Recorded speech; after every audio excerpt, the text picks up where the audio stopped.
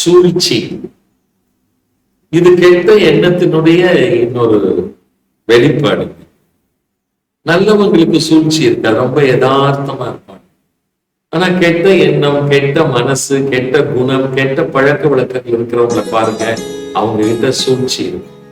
சூழ்ச்சினால ஒருத்தர் வென்றதே கிடையாது. வென்றாலும் அடுத்தது அவங்க வீழ்ச்சியில தான் வருவாங்க.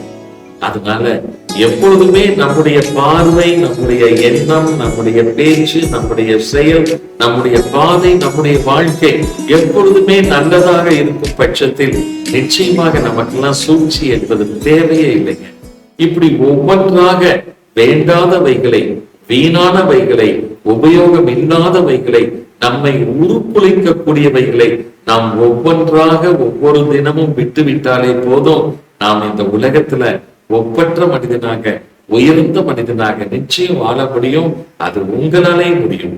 ஆத்ம நமஸ்காரங்கள். வாழ்க வளர்க.